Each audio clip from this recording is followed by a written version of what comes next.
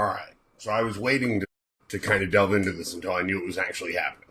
But now that we know that Cracker Barrel effectively has pulled off one of the best marketing stunts of all time, I wanted to take a little deep dive into it and show you how to take $10 million and spend it to make $500 million in media effectively. So Cracker Barrel has been dying a slow death. Stock's down 50%.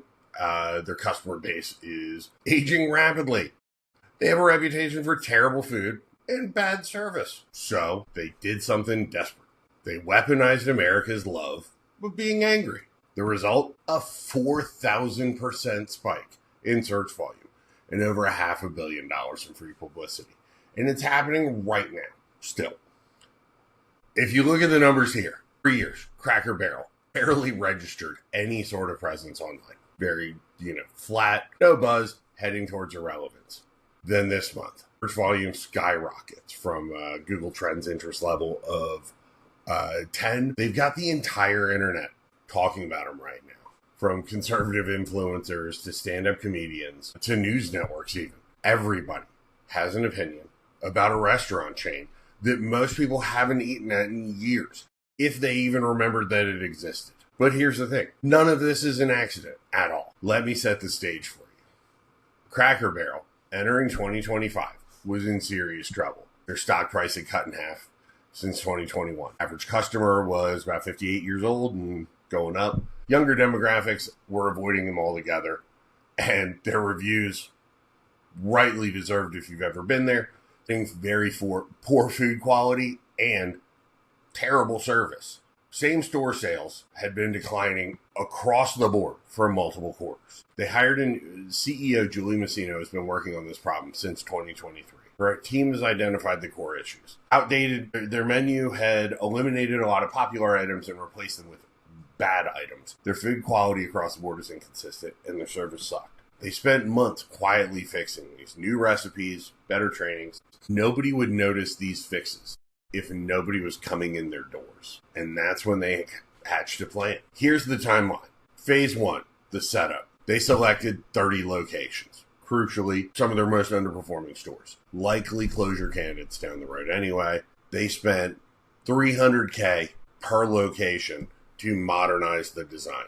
The CEO had previously been at Taco Bell, and pretty much they stole the same gray paint that they painted all of those with and painted these Cracker Barrel stores, making them absolutely unrecognizable, just looking like a Pinterest nightmare. So, phase 2. They announced the rebrand with no fanfare and not a ton of press around it. Stripped down, showed the stripped down interiors in the new restaurants, the modern aesthetic, classic corporate speak about evolving with the times. And then they just went dark. They didn't issue any responses, clarifications, damage control, just let it go. Their plan was to just allow the internet to build rage, and rage it did.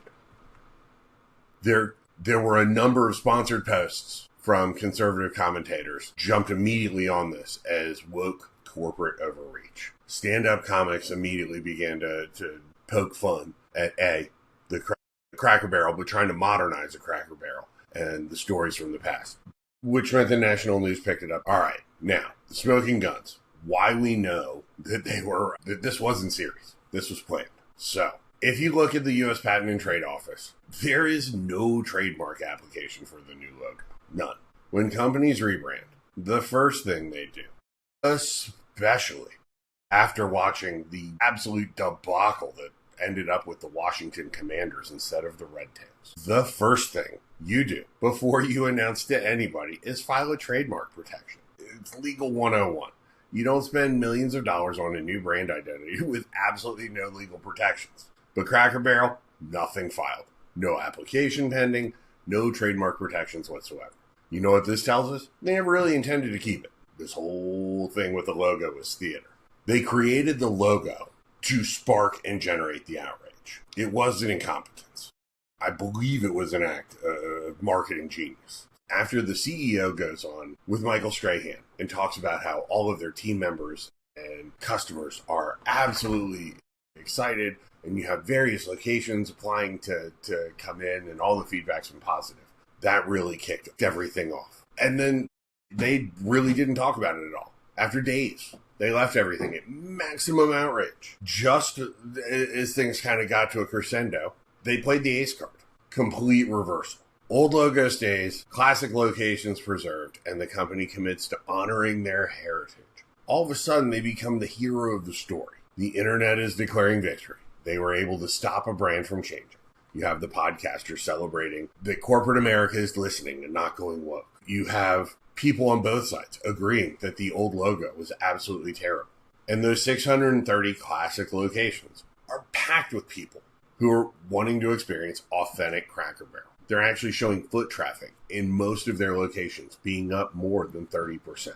So this was a marketing campaign of using surgical precision, disguised as chaos. And it's fun to watch it unfold in real time. The real investment was around $10 million to renovate 30 stores. They were probably going to close anyway. Zero legal fees cost because they never bothered to file a patent on the fake logo. And then the return, conservative estimates put the earned media value north of $500 million right now. News coverage, social media mentions, influencer content, all free, all happening right now across a huge number of platforms. And it's unlikely to die down as people continue to debate on both sides whether or not this was orchestrated or not. Foot traffic at non-renovated locations has increased 35% during the controversy. People are coming for the nostalgia. They're staying, hopefully, for the improved experience and better food quality. The genius move. While everybody's arguing about the rocking chairs and logos, they fixed the actual problems that they were facing. Food quality, service, menu variety. All right, now let's break down the numbers and kind of get a look at what's going on now. You had 660 locations with declining traffic and a new menu launching to nobody eating it due to lack of foot traffic in these restaurants. You improved the service standards, but nobody would notice, right?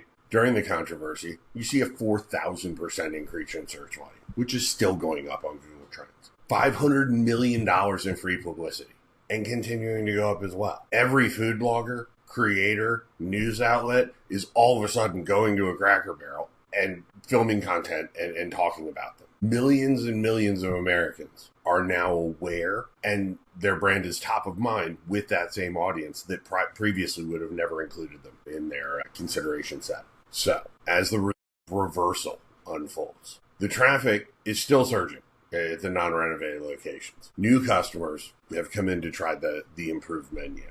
The stock price recovered in real time, and Gen Z is now visiting ironically, but they're still paying, and a certain number of those, if the food quality is improved, will return. Now, let's be honest. It's great marketing. Brilliant but marketing really can't fix these fundamental issues that nearly killed them in the first place. They still got to work on this. Their food quality, they say it's improved, and hopefully that will hold. The service speed, that's going to be an issue that they need to address, and the service quality with the competition in the fast casual space. Their aging demographic, that remains to be seen whether or not this will draw back some of those younger consumers. And then the long-term brand health really depends on execution, not publicity stunts here. Now, the controversy is getting people back in the door. The new menu is giving them a reason to stay. But keeping them coming back, that's a real test. Chili's passed that earlier this year. It'll be interesting to see if it works out here for Cracker Barrel. But what we're witnessing is Cracker Barrel finding one of the most cost-effective ways to get millions of people to try an improved product. Traditional advertising to 200 million Americans, hundreds of millions of dollars would have absolutely bankrupted them. Staging a controversy that gets everybody to talk about you right now, like 10 million renovations on what was effectively, in a lot of cases, stores you were going to close anyway. They've identified Americans' addiction to outrage, and they leaned into it. They let people get emotionally get angry and emotionally invested. They stayed quiet. They had the discipline to not engage until the story had grown.